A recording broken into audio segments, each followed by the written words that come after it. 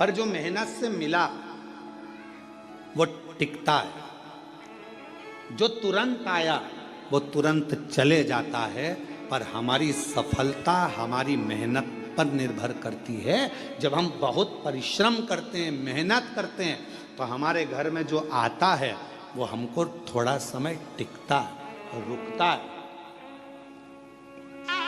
जो अचानक आया अचानक चले गया वो फिर टिकेगा नहीं।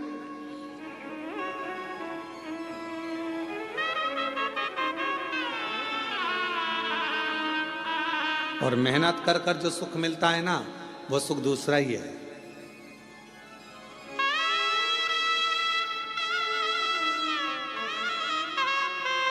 जब हम छोटे थे तो 2 रुपए की किराए की साइकिल मिलती थी, इतनी बड़ी छोटी सी। तुम्हारे यहाँ भी मिलती होगी, ऐसा नहीं है, और तुमने भी चलाई होगी। कई तो होंगे हमारी साथ वाले जिन्होंने चलाई होगी। है, किराए की साइकिल मिलती थी, 2 रुपए की मिलती थी, पर वो 2 रुपए इकट्ठा करने में कम से कम 1 महीना लग जाता था।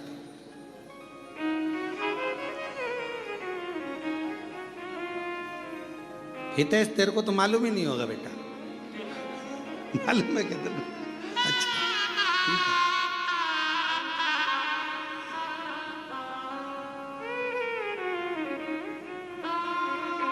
वो 2 रुपए इकट्ठे करने में 1 महीना टूट जाता था। भगवान हमारी मौसी को भेज दो, भगवान हमारे मामा को भेज दो, भगवान हमारी बुआ को भेज दो। जब ये सब आती थी, 5 पैसे, 10 पैसे, 15 पैसे, 25 पैसे जब देकर जाती थी, और वो 2 रुपया जिस दिन इकट्ठा होता था उस दिन सुबह से गायब होते थे। साइकिल लेते थे छोटी वाली, और कभी कभी किस्मत ऐसी होती थी कि वो साइकिल ऐसी मिलती थी जिसकी चेन बार बार उतर जाती थी।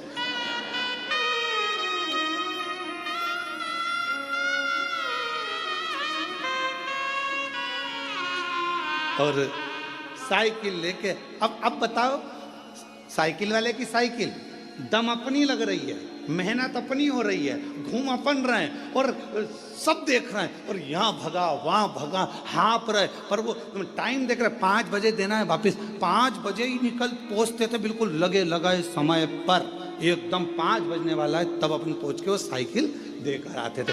तब तक पूरे थक जाते थे, एकदम चला चला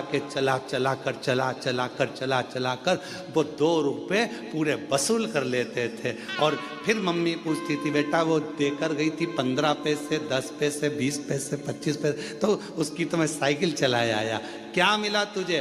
तो मम्मी बहुत मजा आया, आनंद आया, खुशी मिली, आनंद मिला। इतनी मेहनत जो करी है ना, तो ये मेहनत कर कर जो सुख मिला है उसके आगे सब शून्य है, सब शून्य।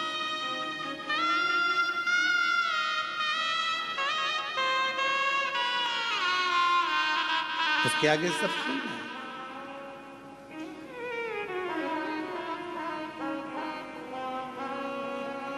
और कभी कभी जो मेहनत के बिना मेहनत के मिल जाता था वो कहीं ना कहीं गिर जाता था। एक बार हुआ ऐसा हमारे साथ भी, तुम्हारे साथ भी हुआ होगा।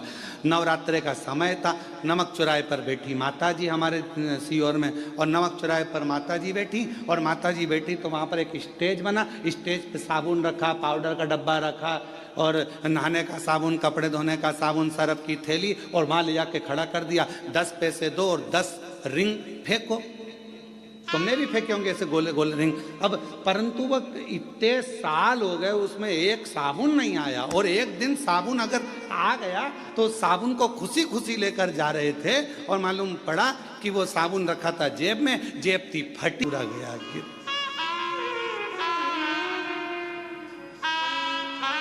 तो जो मेहनत से मिला वो टिका, और जो मेहनत से नहीं मिला वो हाथ से खिसक गया।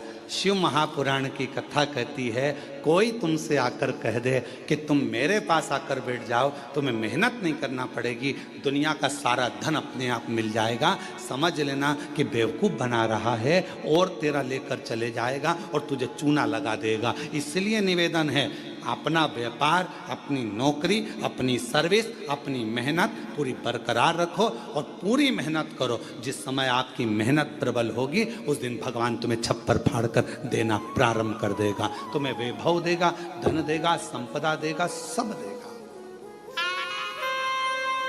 सब देगा। आप अपनी मेहनत से पीछे मत हो। शिव कथा कह रही है, भगवान शंकर का चरित्र कह रहा है, शिव महापुराण का चरित्र कह रहा है, भगवान शंकर की पवित्र कथा कर रही है, शिव तत्व कह रहा है। पार्वती जी बैठ गई तब साधना करने के लिए। शंकर भगवान ने नेत्र खोले और पार्वती से पूछा कि आज तू रुष्ट होकर मेरी पूजन कर रही? हाँ। क्यों? वो कश्यप ऋषि है ना, 12 ज्योतिर्लिंग का पूजन करना चाहिए, तो वो 11 ज्योतिर्लिंग बनाते हैं और पूजन करते हैं और एक ज्योतिर्लिंग छोड़ देते हैं। शंकर भगवान ने कहा पार्वती नहीं, कश्यप ऋषि कभी ऐसा नहीं करते, वो पूरे 12 ज्योतिर्लिंग का पूजन करते हैं, पूरे 12 ज्योतिर्लिंग।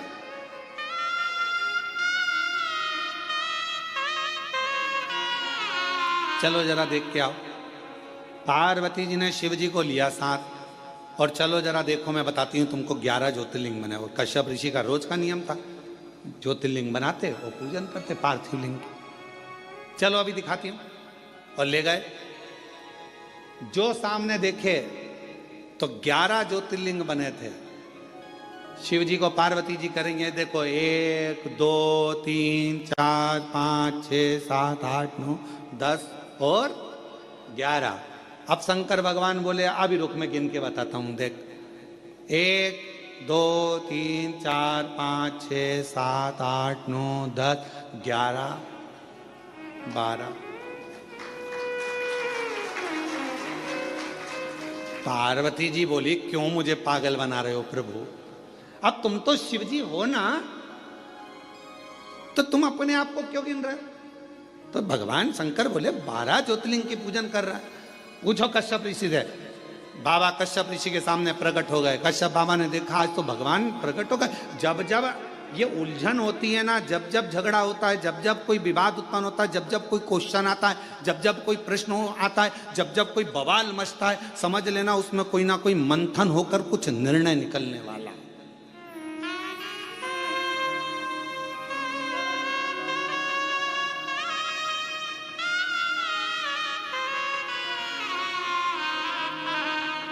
जब जब कोई बवाल मचता है, जब जब कोई मंथन होता है तो कुछ ना कुछ निकलता है। समुद्र का मंथन हुआ, अमृत निकला। कुछ ना कुछ मंथन हुआ है तो कुछ ना कुछ निकला है। और पार्वती जी और शिव जी के संवाद में कुछ ना कुछ निकला है। भगवान कश्यप ऋषि प्रसन्न हो गए।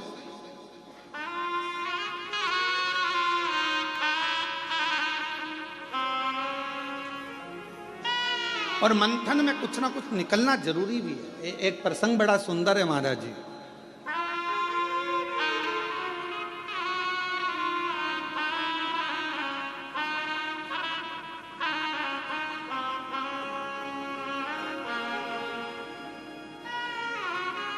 दो संतों का झगड़ा हो गया।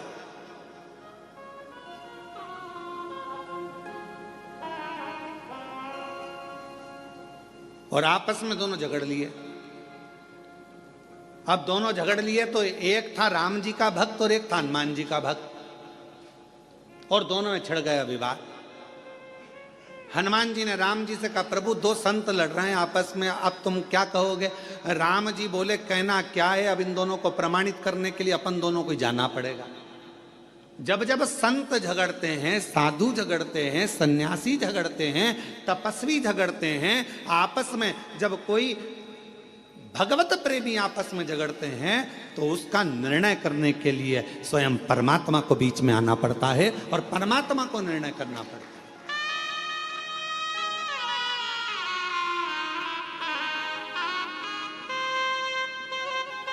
लोग कहते हैं कि ये महाराज जी ने ऐसा कर दिया, वो महाराज जी ने ऐसा कर दिया, आपस में झगड़ा हो रहा है। हम कहते हैं झगड़ा नहीं हो रहा है, कुछ परमात्मा ने लीला रची है, और परमात्मा ने लीला रची है तो वो जनमानस के सामने उसको कहीं ना कुछ संतों के माध्यम से लाना चाहते हैं। संत कभी झगड़ा नहीं करते, संत कभी एक दूसरे के ऊपर आक्षेप भी नहीं करते। लोग कहते हैं उन्होंने ऐसा बोल दिया, उन्होंने वैसा बोल दिया, उन्होंने ये भाषा का प्रयोग करा, उन्होंने वो भाषा, ना ना ना, उनके बीच में कोई एक परमात्मा की एक शक्ति, मेरे शिव का एक स्वरूप, मेरे राम, मेरे कृष्ण, मेरे शंकर, मेरे भगवान विराजमान है, जो ये निर्णय करना चाहते हैं कि इनके बीच का साझा कैसे।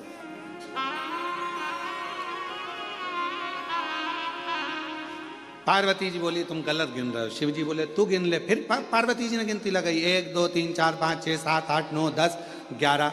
शंकर भगवान से पार्वती जी बोली ये तो 11 है। शिव जी बोले देख मैं वापस गिनता हूं, 1 2 3 4 5 6 7 8 9 10 11 12। फिर पार्वती जी बोली तुमने फिर अपने आप को गिन लिया। शंकर भगवान बोले कश्यप ऋषि से पूछ ले कि कश्यप बाबा तुम ये 11 शिवलिंग बनाते हो कि 12 शिवलिंग बनाते हो। कश्यप बाबा से पूछा पार्वती जी ने कि कश्यप ऋषि तुम इतने बड़े ऋषि होकर तुम्हें 12 ज्योतिर्लिंग का निर्माण करना चाहिए, 12 पार्थिव लिंग बनाना चाहिए, उनकी आराधना करना चाहिए, और तुम 11 पार्थिव की पूजन कर रहे हो, 11 लिंग की पूजन कर रहे हो और 11 लिंग की पूजन करते हो, ये कोई अच्छी बात है? करना है तो 12 की करो। इतने में कश्यप ऋषि ने कहा माँ मैं 12 ज्योतिर्लिंग की पूजन करता हूं, आप ना मानो तो देख लो कहां है 12 ज्योतिर्लिंग। कश्यप जी ने कहा 1 2 3 4 5 6 7 8 9 10 11 और कश्यप जी बोले 12। कश्यप जी ने खुद अपने हृदय पर हाथ रख लिया और कहा 12। कश्यप जी कहते हैं माँ ये 11 ज्योतिर्लिंग तो नजर आते हैं, पर 12वां जो ज्योतिर्लिंग है कृष्णेश्वर महादेव, वो हर व्यक्ति के दिल में नजर आता है।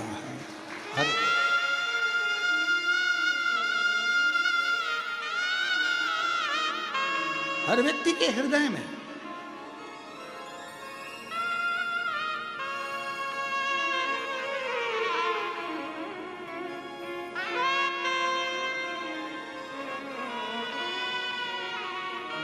बारहवां ज्योतिर्लिंग एक ऐसा ज्योतिर्लिंग है कृष्णेश्वर महादेव।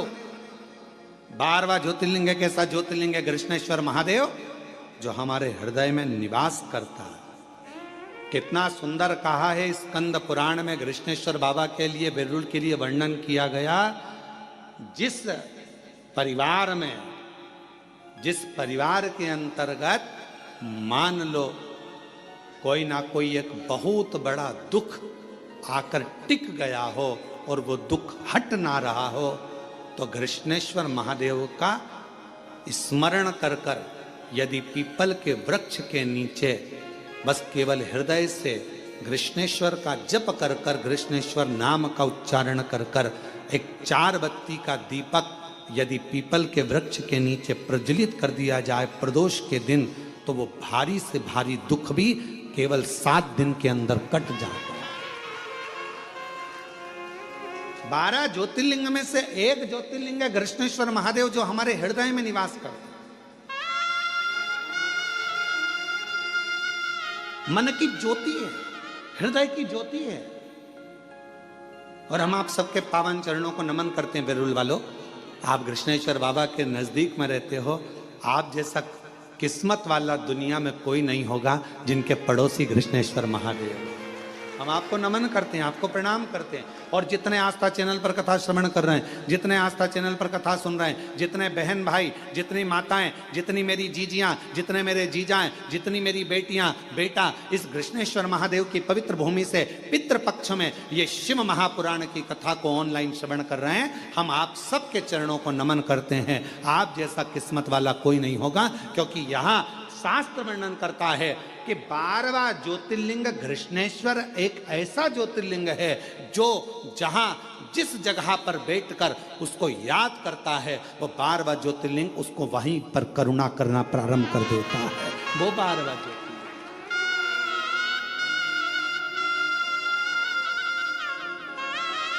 वो 12वां ज्योतिर्लिंग कृष्णेश्वर महादेव।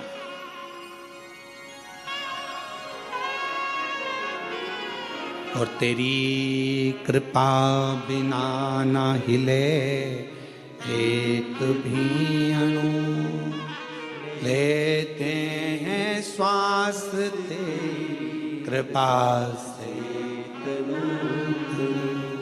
बखान क्या करूं मैं राखों के ढेर का, चपटी बभूत में खजाना कुबेर का। हे गंगाधार मुक्ति द्वार ओंकार तू, भोले ओंकार तू। आयो शरण तिहारी शंभुतार। कृष्णेश्वर महादेव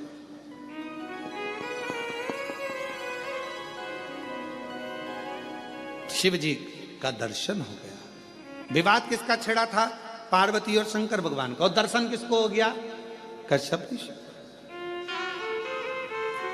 आपको पहले कथा में कहा है, जब कथा हैदराबाद में चल रही थी तो उसमें कहा था कि थोड़ी बहुत पूजन की थाली में कमी रह जाए ना तो प्रसन्न होना।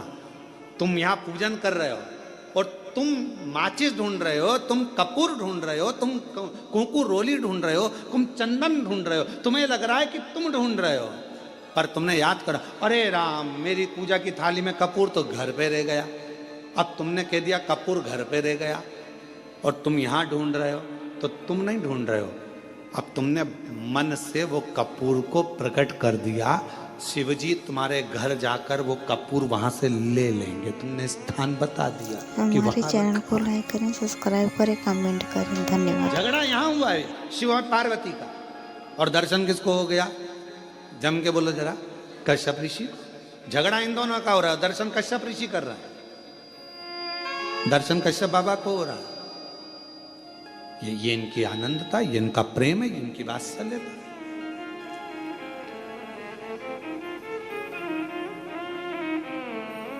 महाराज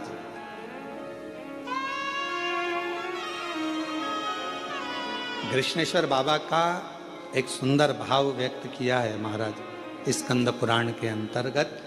भाव से अपन उसको पढ़ें, स्मरण करें। शिव महापुराण में कृष्णेश्वर बाबा की जो कथा का वर्णन किया उसका भी स्मरण करें। किसी भी स्थान पर कभी भी कहीं पर भी यदि शरीर में हाथ में कंपन हो रहा है, पांव चलते नहीं बन रहा है, शरीर हाँप ज्यादा भरा रही है, खूब ज्यादा शरीर चल नहीं पाता, थोड़ी थोड़ी देर में हाँपड़ी भरा जाती है, हाँप भरा जाती है, या पीछे से रीढ़ की हड्डी दुखना प्रारंभ हो जाती है, तो उसके लिए सरसों के फूल 108। काय के फूल? सरसों के। सरसों जानते हो सब लोग? सरसों के फूल 108 भगवान शंकर के मंदिर में कृष्णेश्वर महादेव का नाम लेकर 108 सरसों के फूल एक एक कर कर कृष्णेश्वर बाबा को समर्पित कर दो। उसी फूल को उठाकर नंदी जो मंदिर में है उसका पीठ का ऊपर का एक भाग होगा, नंदी के पीठ पर अग्र भाग ऊपर का होता है, उस भाग को वो 108 सरसों के फूल छुआ दो और उसको लेकर घर पर जाओ, उसको सूखने डाल दो। सूखने के बाद वो सरसों के फूल का थोड़ा थोड़ा सा भाग सुबह के समय पर खाली पेट जरा सा भाग रोज खाना प्रारंभ करो। 21 दिन तक 20 दिन तक अगर आपने रोज खाया, आपके हाथ का कंपन और जो चलने में आपको हाँप भरा रही है वो, और रीढ़ की जो हड्डी दुख रही है उसमें धीरे धीरे अंतर आना अपने आप प्रारंभ हो जाएगा। कृष्णेश्वर महादेव का स्मरण, कृष्णेश्वर फिर कहेंगे कश्यप बाबा 11 ज्योतिर्लिंग का निर्माण करते हैं, 12वां ज्योतिर्लिंग नहीं बनाते हैं। क्यों? क्योंकि 12वां ज्योतिर्लिंग कश्यप बाबा कहते हैं ये मेरा दिल, ये मेरा हृदय, ये मेरा चित्त, ये मेरा मन, ये मेरे हृदय की जो एक बिंदु है, यही मेरा 12वां ज्योतिर्लिंग है। शिवजी प्रसन्न हो गए।